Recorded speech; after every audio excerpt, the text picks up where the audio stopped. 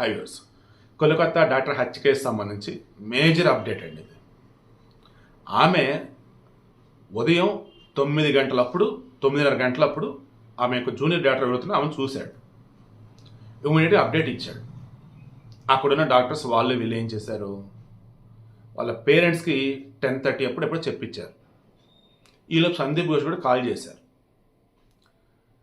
Finally వాళ్ళు ఆ post mortem report అయిన తర్వాత సాయంత్రం దహన సంస్కారాలకు వెళ్ళినప్పుడు అందులో మెన్షన్ చేసిందంటే ఆమె మరణించింది ఎప్పుడు 12:44 అంటే ఆమె 9:30కి ఫస్ట్ కనుగొనబడింది, 12:44 చనిపోయిందని అంటున్నారంటే ఈ మధ్యలో 3 గంటలు బతికే ఉందా క్లారిటీ కావాలని అదే ఆసుపత్రిలో సీనియర్ ఎడిటర్గా చేస్తున్నటువంటి తపస్ ప్రమాణిక్ అన్నారు. ఎందుకంటే ఆ రోజు నైట్ ఆయన డ్యూటీలో ఉన్నాడు, మార్నింగ్ 9కి డ్యూటీ ముగించుకొని ఇంటికి వెళ్ళాడు. 9:30కి ఆమె బాడీ దొరకటం, 11:45 ఆ సమయంలో వారిని వాట్సాప్ గ్రూపుల్లో వస్తే చూసుకున్నాడంట. ఇదేంటి ఇంత ఘోరం జరిగిందని. ఇక అతను క్రాస్ చెక్ చేసినప్పుడు తెలిసింది ఏంటిది, 12:40 చనిపోయిందని చెప్పేసి ఆ పోస్ట్ మార్టం రిపోర్ట్ తాలూకు డాక్టర్లు వాళ్ళు వెళ్ళి ఆడ రిపోర్ట్ ఇవ్వడం. ఏంటి అసలు ఇది? పోస్ట్ మార్టం రిపోర్ట్లోనేమో నేచురల్ డెత్ కాదు, ఆత్మహత్య కాదు, ఘోరంగా చంపారా బాబు, లైంగిక దాడి అని చెప్పేసి వాళ్ళు అన్నారు. ఇక్కడ డెత్ సర్టిఫికేట్ రిలేటెడ్ ఇచ్చినటువంటి ఈ ఆసుపత్రి వాళ్ళు ఆర్జికర్ ఆసుపత్రి వాళ్ళేమో 12:40 మధ్యాహ్నం చనిపోయింది అంటున్నారు. మధ్యలో ఏం జరిగింది ఇన్వెస్టిగేషన్లో తేలాలి. నెక్స్ట్ నేను చెప్పే కదా డాక్టర్ ఎవిక్ డి అని, అసలు ఆడు ఆర్జికర్ ఆసుపత్రి కాదాడు, అతను వచ్చేసి ఎస్ఎస్కేఎం మెడికల్ కాలేజ్ అంట, ఆ కాలేజీలో పీజీ చేస్తున్నాడు డాక్టర్గా. అతను వీళ్ళది తృణమూల్ ఛత్ర సమాజ్ అని చెప్పేసి స్టూడెంట్ వింగ్ ఉంది తృణమూల్ కాంగ్రెస్ వారు, అందులో లీడర్ అంటాడు. వాడు 7 కేసులు ఎందుకు వచ్చాడు ఆర్జికర్ ఆసుపత్రిలో సెమినార్ హాల్లో ఎక్కడైతే ఫోరెన్సిక్ టీం వచ్చి మొత్తం సాక్ష్యాలు సేకరణ ఆడెందుకు వచ్చాడు అసలు ఆడు? వాడిని ఫస్ట్ ఏమని చెప్పారు, ఫింగర్ ప్రింట్ ఎక్స్పర్ట్ అని చెప్పేసి కలకత్తా పోలీసులు చెప్పారు. ఇతను ఎప్పుడు ఎక్స్పర్ట్ అయ్యాడని చెప్పేసి Indian medical association Calcutta chapter వాళ్ళు రేస్ చేస్తే ఒక దేవుడా మన తప్పు జరిగిపోయిందని అనుకున్నారు. ఇప్పుడు ఈ తృణమూల్ ఛత్ర సమాజ్ ఎవరైతే ఉన్నారో స్టూడెంట్ వింగ్ వాటిని సస్పెండ్ చేశారు దాని నుంచి. అది ఒకటైందా. ఇక ఇప్పుడు సందీప్ ఘోష్తో పాటు ఇంకో 3 అరెస్ట్ చేశారు. సందీప్ ఘోష్ తెలిసిన మాజీ ప్రిన్సిపల్ వాడు అసలు ఘటన మొత్తం కీలకం. వాడు నిన్న అరెస్ట్ అయ్యాడు. వాడితో పాటు బిప్లవ్ సింగా ఆర్థిక అవకతవకలకు సంబంధించి సిబిఐలు మొత్తం ఇన్వెస్టిగేషన్ చేస్తున్నప్పుడు సందీప్ ఘోష్తో పాటు ఇంకో 3 సంస్థల మీద కూడా కేసులు నమోదు చేశారు. దానిలో భాగంగానే విప్లవ్ సింగా ఇతను విక్రేత, ఈ ఆసుపత్రికి సంబంధించి కావాల్సిన వాటికి సంబంధించి అమ్మకాలు జరిపేవాడు. సుమన్ హజారా ఇతను కూడా సెల్లర్, ఇతను కూడా విక్రేత. నెక్స్ట్ అప్సర్ అలీ ఇతను వచ్చేసి ఈ సందీప్ ఘోష్కి అదనపు భద్రతా అధికారి. ఈ 4 అదుపులోకి తీసుకున్నారు. కలకత్తా హత్య కేసు సంబంధించి ఇన్వాల్వ్మెంట్ ఉంటే అరెస్ట్ చేస్తారా వీళ్ళని, లేదు ఆర్థికంగా కొన్ని లూప్ హోల్స్ ఉన్నాయి కదా, ఆర్థిక నేరాలకు పాల్పడ్డారు కదా అని చెప్పి దాని మీద అరెస్ట్ చేస్తారా, క్లారిటీ ఇవ్వాల్సి ఉంది. ఇక ఈ ముందు కదా మమతా బెనర్జీ ఏం చేస్తుంది, ఇంకా నిరసనలు తెలియజేస్తున్న వారిని బెదిరిస్తుంది. అదేమంటే నేను అలా అనలేదు ఇలా అనలేదు కావాలని మీడియా హైలైట్ చేస్తుంది కాబట్టి ఆ మీడియా మేము బహిష్కరిస్తున్నాం అన్నారు.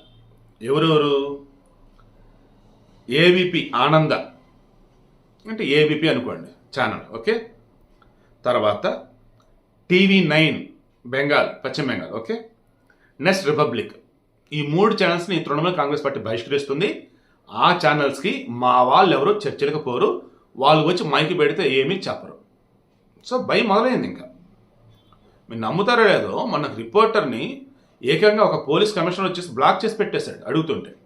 ఇప్పుడు ఆ పోలీస్ కమిషనర్ని రాజీనామా చేయని చెప్పేసి అంత అడుగుతున్నారు. ఎవరు, డాక్టర్లు అడుగుతున్నారు.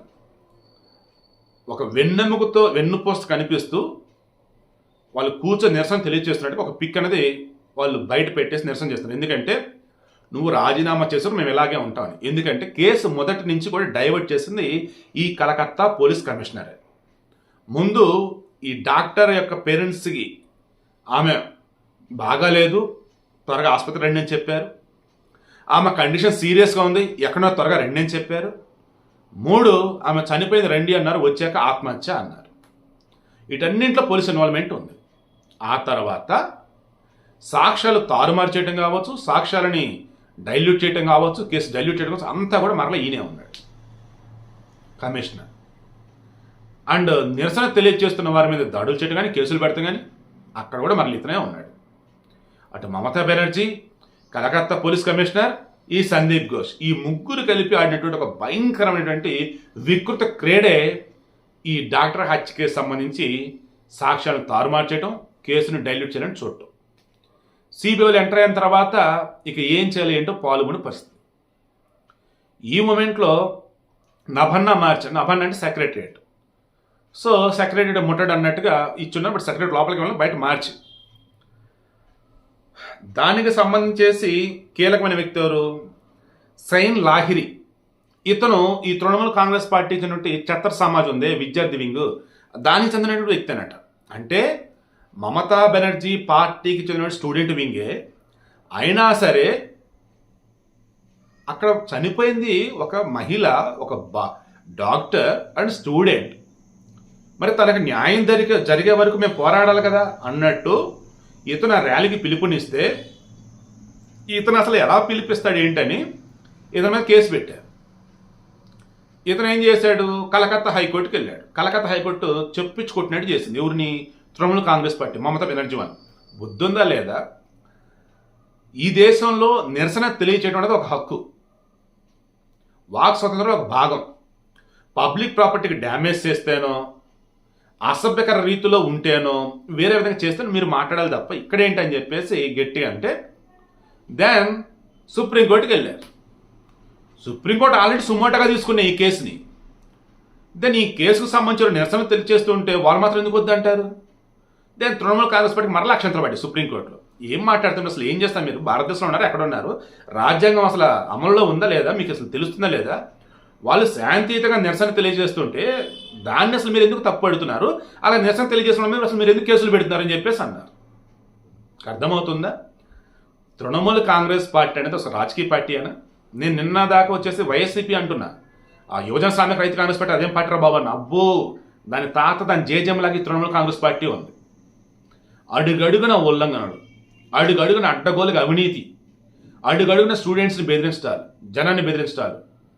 ఎలాగైతే జగన్ క్వశ్చన్ చేస్తానో, వైసీపీ తప్పిదాన్ని వెలికి తీస్తానో, వాళ్ళ మీద కేసులు పెట్టి హెరాస్ చేశారో, ఇప్పటికే పోలీసులు అలాగే బతుకుతున్నారు కొంతమంది. అలా పశ్చిమ బెంగాల్ అబ్బో ఇంకా ఘోరం అన్నట్టు. సో ఇందులో మనకు కావాల్సిన మెయిన్ అప్డేట్స్ ఏంటంటే, మీడియాకు భయపడి మూడింటిని బహిష్కరించింది తృణమూల కాంగ్రెస్ పార్టీ. ర్యాలీలు చేస్తున్న వారి మీద కేసులు పెడుతుంటే కోర్టులు మొట్టికెళ్ళేస్తుంది తృణమూల కాంగ్రెస్ పార్టీని. ఈ మమతా బెనర్జీ వచ్చేసి ఈ సందీప్ ఘోష్ అనేవాడితో కలిపి ఆ ఆసుపత్రిలో చేసిన అరాచకాలకు సంబంధించి సిబిఐ కేసు ఫైల్ చేశారు, 4గురిని అరెస్ట్ చేశారు. అండ్ ఇప్పటికీ 2 సార్లు పాలిగ్రాఫ్ టెస్ట్ చేశారు వాడికి. ఇంకా డాక్టర్ చేసిన సరికొత్త డౌట్, 12 గంటల 44 నిమిషాలకు ఆమె మరణించిందని మీరు చెప్పారంటే ఈ మధ్యలో ఆమె బ్రతుకున్నట్టే కదా. అంటే ఆమె 9 గంటల 30 నిమిషాలకి ఆమె ఎప్పుడైతే జూనియర్ అతనికి కనపడిందో అప్పుడు బతికుందా? అంటే ఆమెను వాంటెడ్గా మీరే చంపారా అనేది ఇప్పుడు అతను రైజ్ చేస్తున్నాడు. ఎవరు? ఈ తపస్ ప్రామాణిక్ డాక్టర్. ఎందుకు? ఆమెకు ఈ ఆసుపత్రిలో జరిగే దారుణాలన్నీ తెలుసు, అన్ని బయట పెట్టిద్ది అని.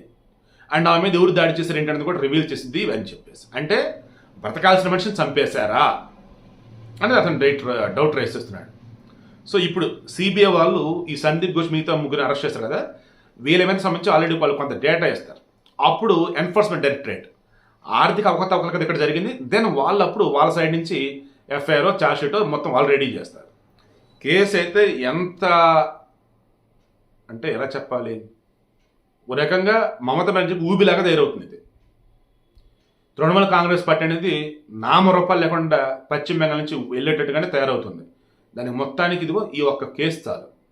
ఆర్టికల్ ఆసుపత్రిలో ఏం జరిగింది, ఈ డాక్టర్ ఎప్పుడు చనిపోయింది, అండ్ నిరసన తెలియజేస్తున్న వాళ్ళు ఏ రకం వీళ్ళు ఇబ్బంది పెడుతుంది, అన్నీ కలగలిపి మమతా బెనర్జీని నామరూపాలు లేకుండా చేయబోతున్నాయి, రాజకీయంగా భూస్థాపితం చేయబోతున్నాయి. నాకు తెలిసి ఇప్పుడు దొరికిన వాళ్ళు కనుక, అరెస్ట్ అయిన వాళ్ళు కనుక ప్రజలకు నిజంగా చెప్పగలిగితే ఆర్థిక అవకతవకల విషయంలో మమతా బెనర్జీ ఇన్వాల్వ్మెంట్ కనుక ఉందని తెలిస్తే దెబ్బకి తీసుకెళ్ళి లోపలేస్తారు. జస్ట్ లైక్ లిక్కర్ స్కామ్లో కానీ కేజ్రీవాల్ లోపలేస్తాడు.